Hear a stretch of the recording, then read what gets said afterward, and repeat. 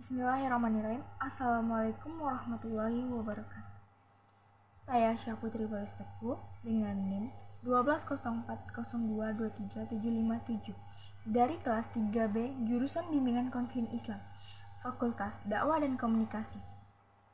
Baik, di sini saya akan menjawab soal ujian UTS dan UAS dari mata kuliah model-model konseling dengan dosen pengampu Bapak Muhammad Ilyas MA. Untuk tidak memperpanjang, saya langsung saja membacakan soal pertama, yaitu 1. Jelaskan teknik-teknik yang dilakukan dalam pendekatan psikoanalisis, asosiasi bebas, interpretasi, analisis mimpi, analisis dan interpretasi atas resistensi, dan analisis dan interpretasi atas resistensi. Jawabannya 1. Asosiasi bebas atau free association. Dalam konteks kelompok teori psikoanalisis, maksud dari asosiasi bebas sama dengan konteks individual, tetapi teknik ini digunakan untuk memajukan spontanitas, interaksi, dan perasaan kesatuan dalam kelompok. Dalam suatu kelompok, asosiasi bebas merupakan tipe free floating discussion atau mengadakan diskusi kelompok. Anggota kelompok melaporkan perasaan dan kesan mereka dengan segera. 2. Penafsiran atau dream interpretation. Dalam praktiknya, konselor melakukan berbagai tindakan analisis yang menyatakan, menerangkan, bahkan mengajari klien untuk memaknai tingkah laku yang dimanifestasikan melalui mimpi-mimpi. Asosiasi bebas, resistensi, dan oleh hubungan treutik itu sendiri. Holib 1983 mengatakan dalam Adiputra 2015, isi mimpi adalah perwujudan atau kesadaran dan wilayah yang terpendam. Isi wujud yang nyatanya dan dapat diingat dari peristiwa mimpi seperti siapa di dalamnya. Ketiga, analisis resistensi atau interpretation of resistance membantu klien memperoleh wawasan ke dalam perilaku sekarang dan masa lalu. Interpretasi secara umum dilakukan oleh pemimpin dalam tahap kelompok karena anggota kelompok selalu memiliki pengalaman yang cukup tepat. 4. Teknik konseling interpretasi mengacu pada permasalahan pokok yang dihadapi oleh konseli yang berada di luar kesadarannya.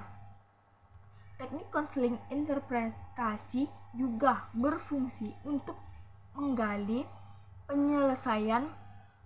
materi yang tidak disadari oleh konseli supaya dapat dipahami oleh konseli demi kepentingan penyelesaian permasalahan yang dihadapinya.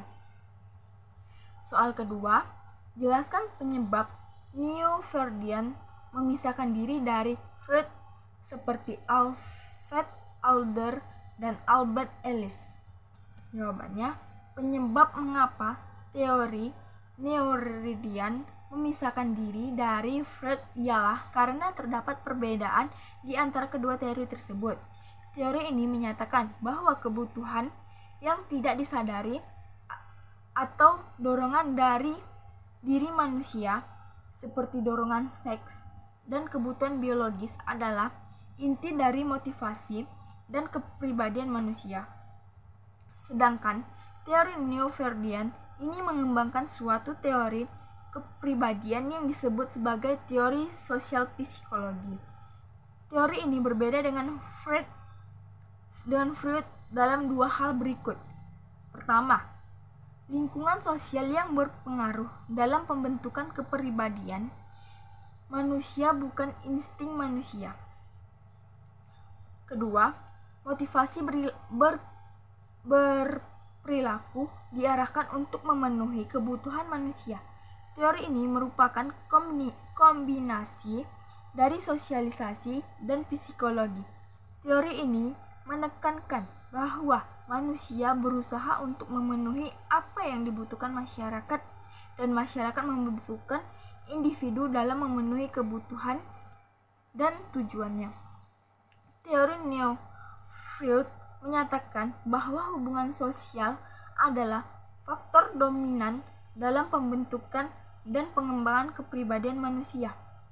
Soal ketiga, coba saudara jelaskan eksperimen Pavlov tentang classical conditioning, kemudian dikaitkan dengan model konseling behavior therapy.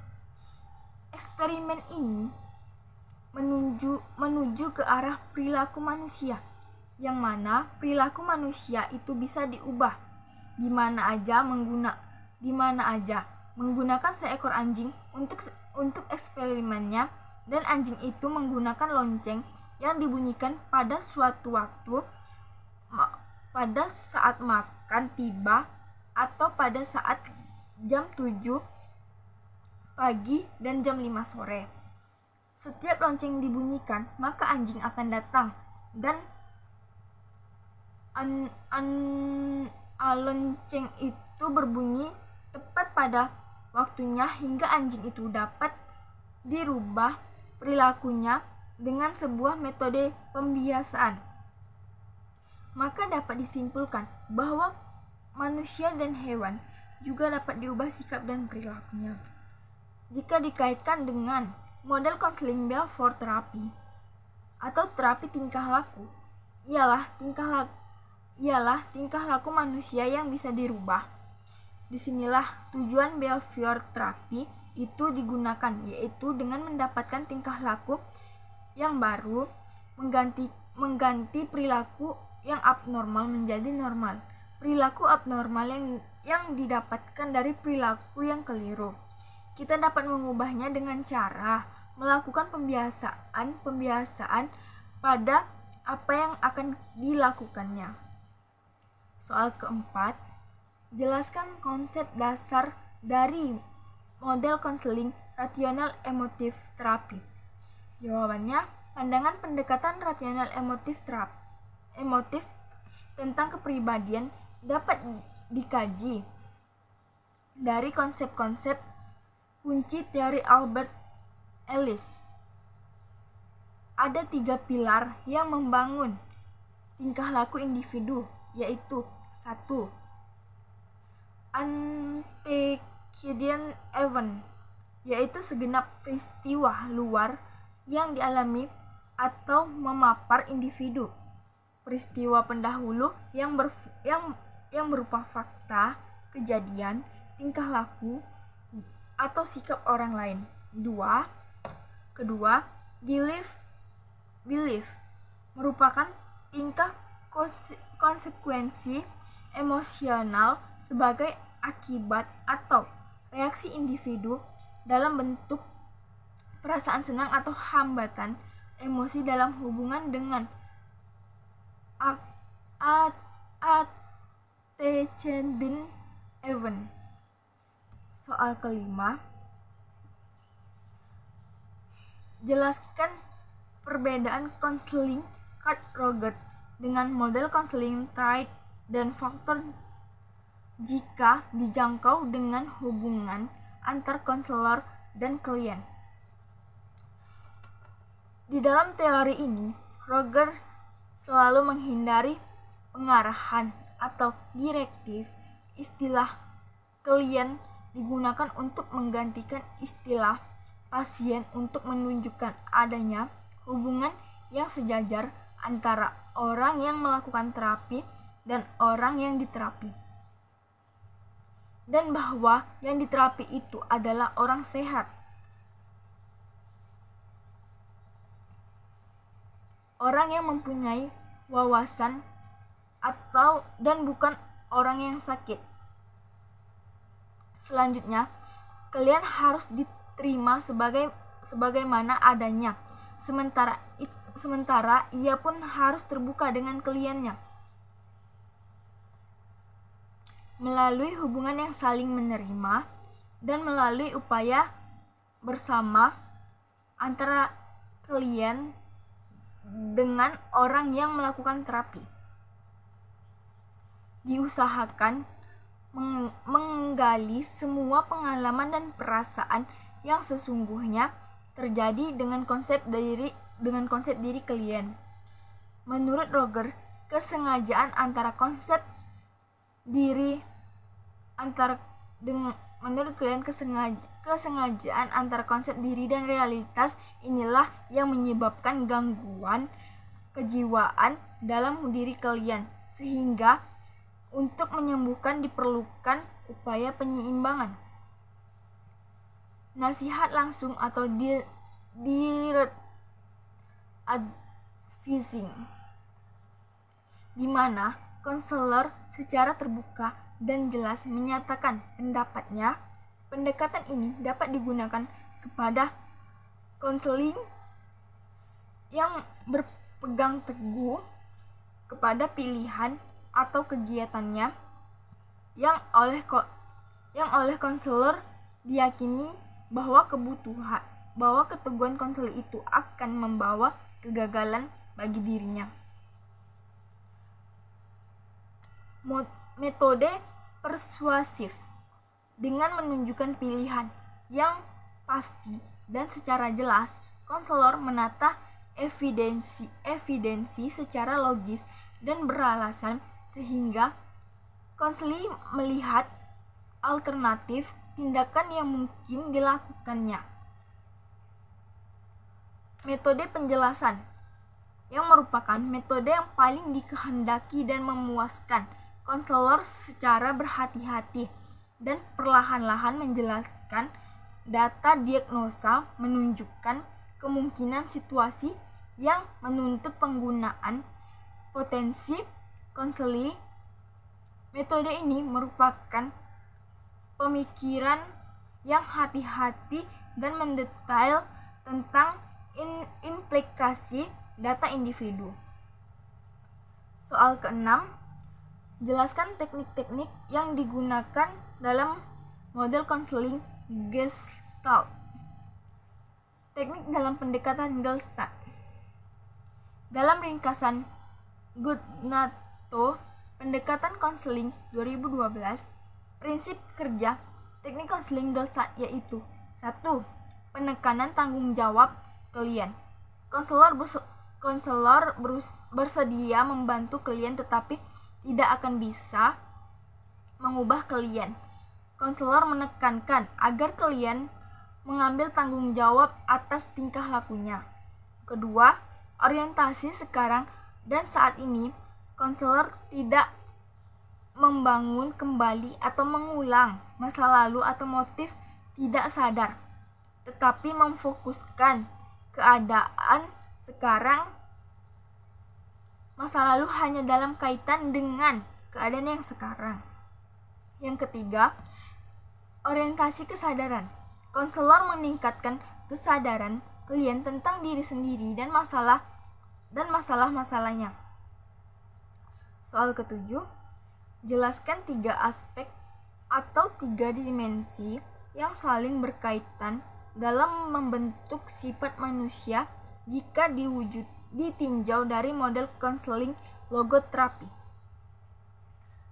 Pandangan logoterapi terhadap manusia adalah sebagai berikut.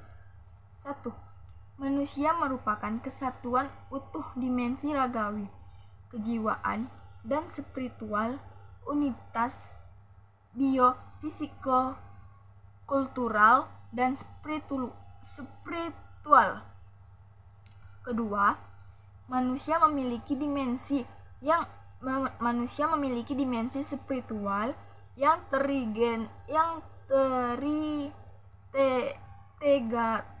terintegrasi dengan dimensi ragawi.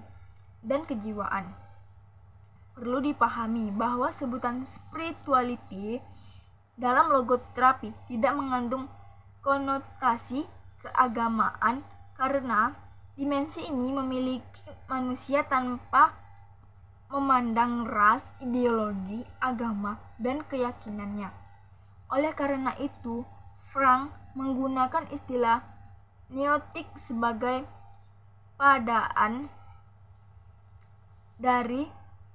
pandangan dari spirituality supaya tidak disalahpahami oleh konsep agama.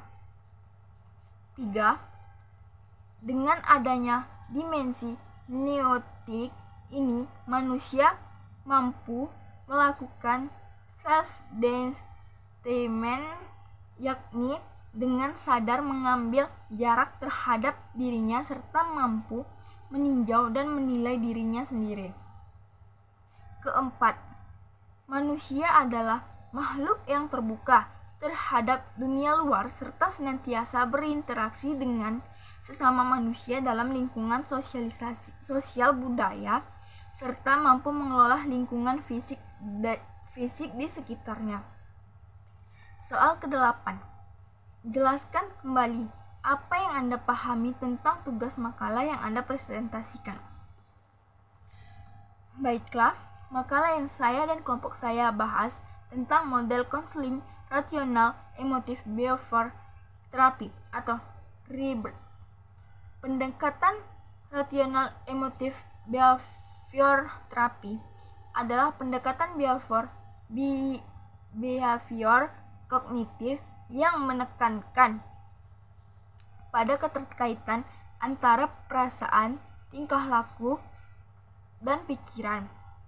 Pendekatan rasional emotif behavior therapy dikembangkan oleh Albert Ellis melalui beberapa tahapan. Pandangan dasar pendekatan ini tentang manusia adalah bahwa individu memiliki tendensi untuk berpikir irasional yang salah satunya dapat dilakukan melalui belajar sosial. Di samping itu, individu juga memiliki kapasitas untuk belajar kembali untuk berpikir rasional. Pendekatan ini bertujuan untuk mengajak individu untuk mengubah pikiran-pikiran irasional ke pikiran rasional melalui proses teori GABCDE.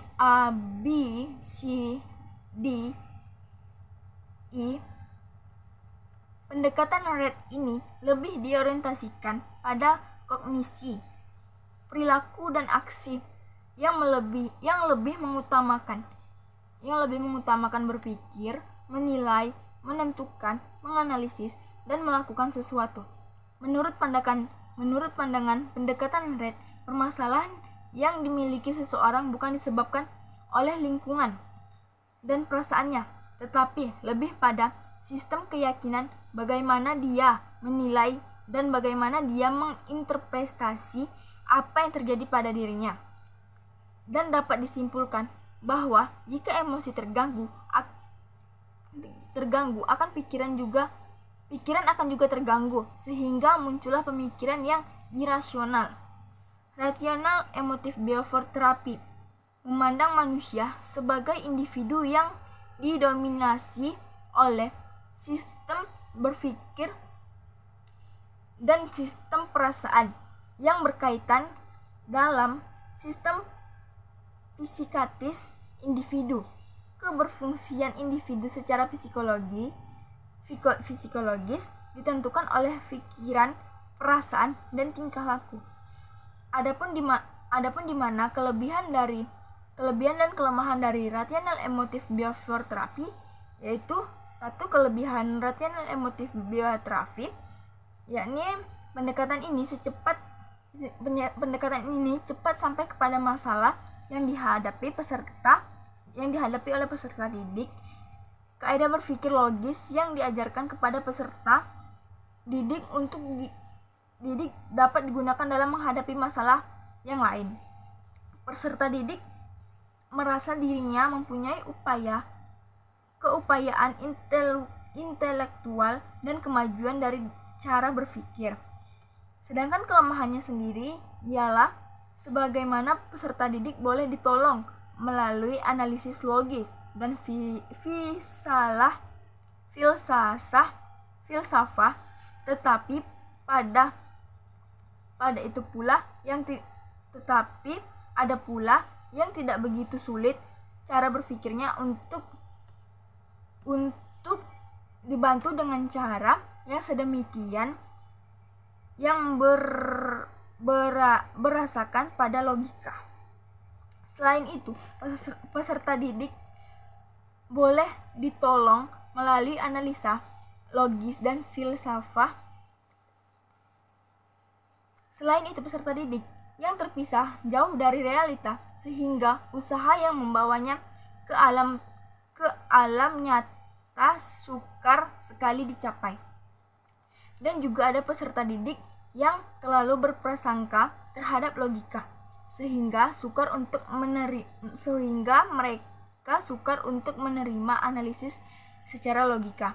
Baik, terima kasih. Itu saja jawaban yang bisa saya sampaikan. Lebih dan kurang saya mohon maaf. Saya akhiri. Wassalamualaikum warahmatullahi wabarakatuh.